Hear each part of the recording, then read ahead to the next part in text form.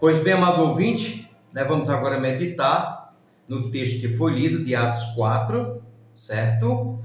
E eu vou resumir aqui mais ou menos a história para que o amado ouvinte, que não entende aqui, não conhece a história direito, muitos irmãos conhecem. Diz assim no capítulo 3, quando a história que está dizendo aqui no texto, quando eu vou trazer na nossa língua, quando Pedro e João foram para a igreja, lá no templo, e lá sempre ficava um coxo ou um aleijado na porta pedindo esmola. Então, quando Pedro chegou, mas João lá na porta, que ele pediu esmola, então João disse: olha, eu não tenho prata nem ouro, eu não tenho dinheiro, pronto, mas eu tenho coisa melhor, coisa mais especial, a palavra. E Pedro disse para aquele homem que ele se levantasse, ele foi curado. Então, as pessoas vendo isso, que Pedro e João tinham curado aquele homem, então a preocupação foi grande dos doutores da lei, aqueles que estavam lá, certo? Então foi o que fizeram. Quando chega no capítulo 4, então as pessoas começam a falar: olha, eles curaram uma pessoa, eles estão pregando o evangelho, estão fazendo diferente e tal, e tal, e tal. Então os anciões, os juízes, doutores da lei, ficaram com aquele temor, aquele ciúme, não pode falar isso, eles não podem pregar. E o texto mostrando aqui que eles se organizaram e chamaram Pedro e João: olha, vamos chamar eles, vamos proibir eles de pregar o evangelho, que não pode. E assim foi feito. Então diz que quando eles terminaram de pregar, foram lá e prenderam João e Pedro e botaram no cárcere. Ficaram a noite inteira presos. Quando foi, já no capítulo 4, no outro dia, aqueles anciões chamaram João e Pedro e foram interrogar: por que vocês estão pregando? Em nome de quem vocês curaram aquele homem? E o texto é bom porque não tinha, mais na frente, que não vai dar para meditar, mas vocês vão ver, que não tinha como eles negar ou inventar uma história, porque o homem que foi curado estava com eles lá, então não tinha desculpa. Então eles chegaram até a dizer: olha, vamos pegar esses homens e vamos matar eles, porque não pode pregar o evangelho. Mas Gamaliel chamou eles e explicou a eles: calma pessoal, vamos ter cuidado com esses homens. E eles acataram. Então vamos só chamar eles e vamos interrogar em quem e por que esse homem foi curado e por que prega o evangelho. Então, quando cheguei aqui no versículo 8, que é o tema que eu quero trazer, homem de fé, homem de coragem, é de falar a verdade, não mentir. E aqui Pedro teve uma coragem de falar a verdade. Muitas das vezes, amado ouvinte, amado irmão, nós nos acovardamos em não pregar o evangelho como tem que ser. E para não desagradar uma pessoa, um amigo, um de casa, um parente, muitas das vezes a gente não fala a verdade. Mas Pedro aqui, ele começa a dizer, no capítulo 8 da leitura que nós fizemos, quando o sumo sacerdote chegou e perguntou em quem, porque eles pregavam. Aí Pedro diz que Pedro, cheio do Espírito Santo, lhes disse: autoridade do povo de ancião, autoridades do povo e anciões. Ou seja, tinha juízes, doutores da lei. Ali tinha muita gente que tinha autoridade até de mandar matar eles, não só prender. Mas Pedro, cheio do Espírito Santo. Eu quero chamar a atenção para isso, ser cheio do Espírito Santo. Quando, irmão, nós estamos na presença de Deus, quando nós estamos cheios do Espírito Santo, com a autoridade de Deus, nós não tememos a nada.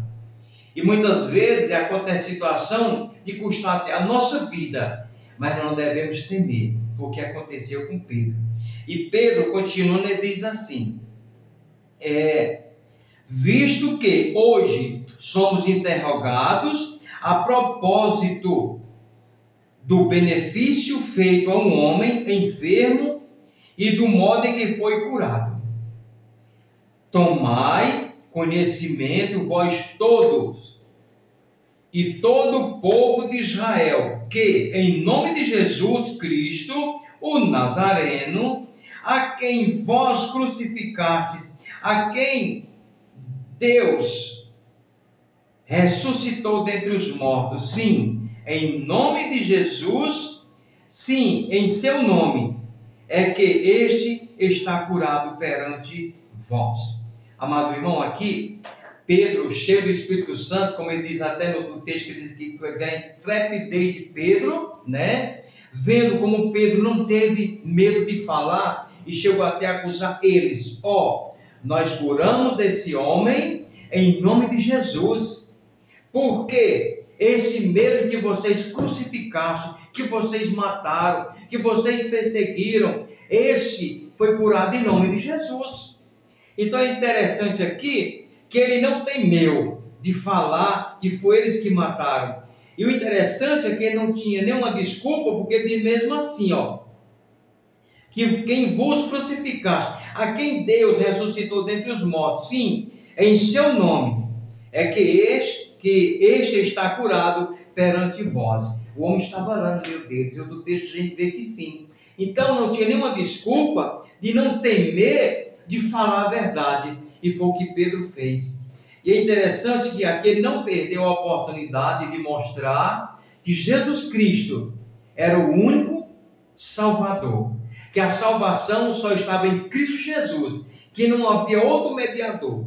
Aí Pedro continuando, ele diz mesmo assim: este Jesus é pedra rejeitada por vós, vocês rejeitam a Cristo, os construtores, o qual se tornou a pedra angular, aquela pedra que os construtores rejeitaram, a pedra principal, o alicerce, a base da nossa vida, que é Jesus Cristo, certo? E continuando, ele mesmo assim, versículo 12: e não há salvação em nenhum outro, porque abaixo do céu não existe nenhum outro nome dado entre os homens pelo qual importa que sejamos salvos. A palavra de Deus mostra, amado irmão, claramente aqui, através de Pedro, que não há salvação em nem outro nome. Nenhum homem pode chegar a Deus senão Jesus Cristo. E muitas das vezes, nós sabendo a verdade, a gente não faz igual a Pedro. Precisamos de coragem para não se calar. Porque diante dos homens, nós vamos encontrar pessoas ignorantes que pode custar até a nossa vida. Eu lembro que quando a gente fazia evangelismo nas ruas, quantas vezes a gente não era agredido porque a gente parava, mas quantas vezes eles embolavam aquele papelzinho que a gente entregava, aquele panfletozinho, jogava como uma vez o cara jogou na cara do irmão e disse: desça da minha calçada, suma-se, eu não quero saber de crente. E muitas das vezes a gente tem que ter coragem de falar a verdade em Cristo Jesus e ter o testemunho, como diz aqui, né? Quando Pedro diz. E é interessante que quando eles aqui proíbem eles de falar de Jesus Cristo e manda eles se calarem e sair. Mais uma resposta aqui no capítulo 20, Pedro diz mesmo assim. No versículo 18, mas eu quero por causa do tempo, né, vamos resumir. No versículo 20 ele diz assim: pois nós não podemos deixar de falar das coisas que vimos e ouvimos.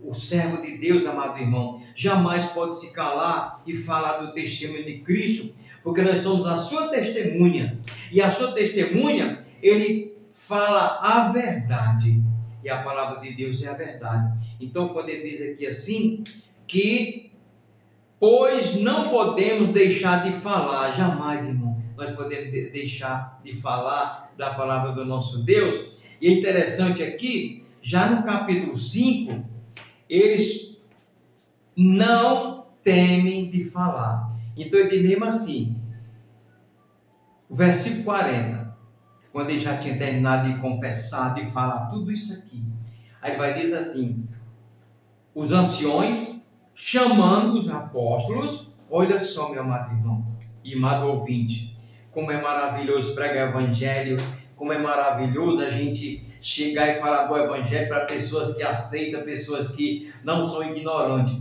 Mas como é difícil pregar o evangelho para as pessoas que não querem ouvir, são ignorantes. Olha só, versículo 40 do capítulo 5. Chamando os apóstolos, o açoitaram-nos e ordenaram que não falassem em nome de Jesus, os soltaram. E eles se retiraram do sinédrio, regozijando-se por terem sido considerados dignos de sofrer afrontas por nome de Jesus. Aí ele continua aqui assim, versículo 42. E todos os dias no templo, de casa em casa, não cansavam de ensinar e de pregar Jesus Cristo. Oh, glória a Deus, que irmãos maravilhosos, como está faltando os servos de Deus que tem uma coragem dessa daqui.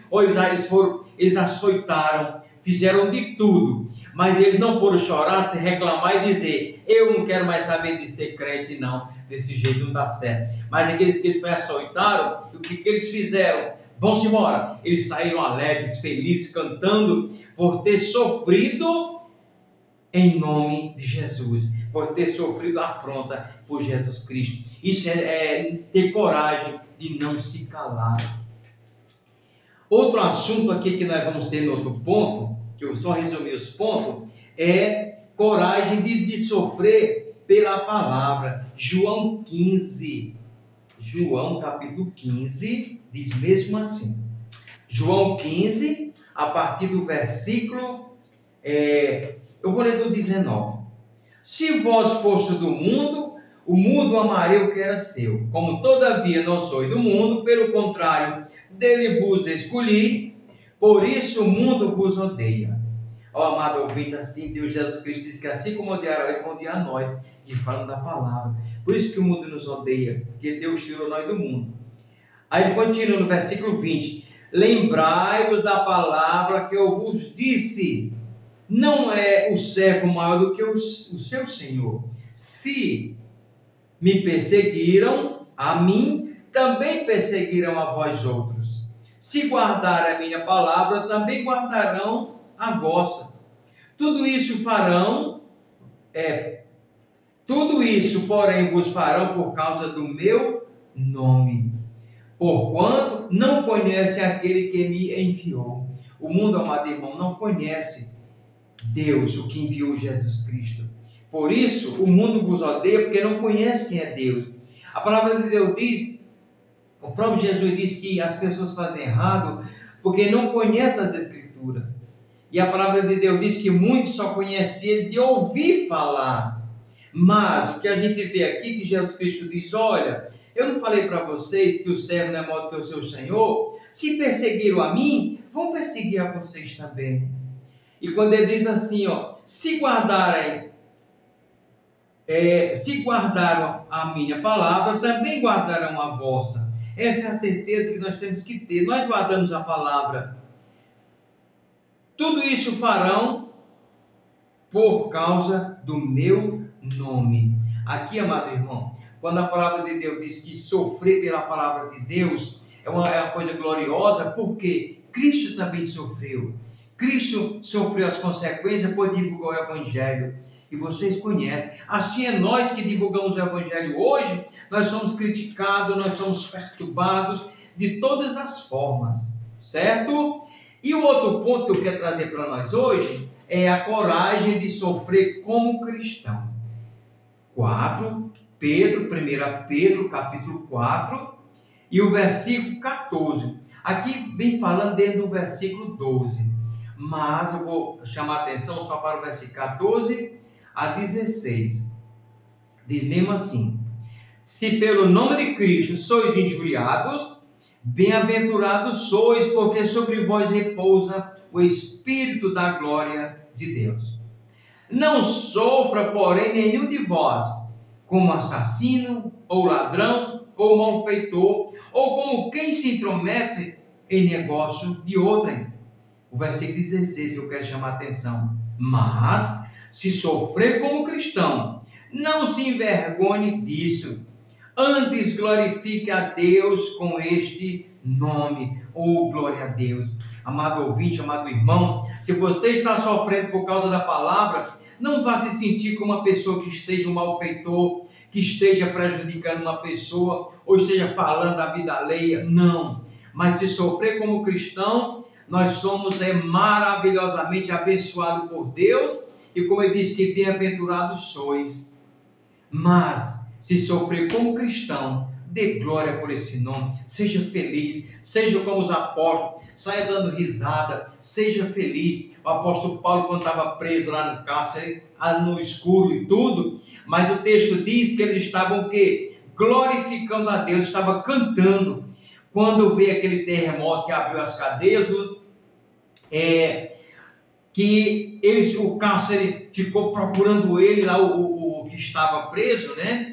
Ficou procurando os apóstolos, mas eles saíram dando glória a Deus, tudo cantando. E assim é o Evangelho de Deus, que nos traz a alegria e a certeza que nós somos abençoados por Deus. Oh, glória a Deus! Se sofrer como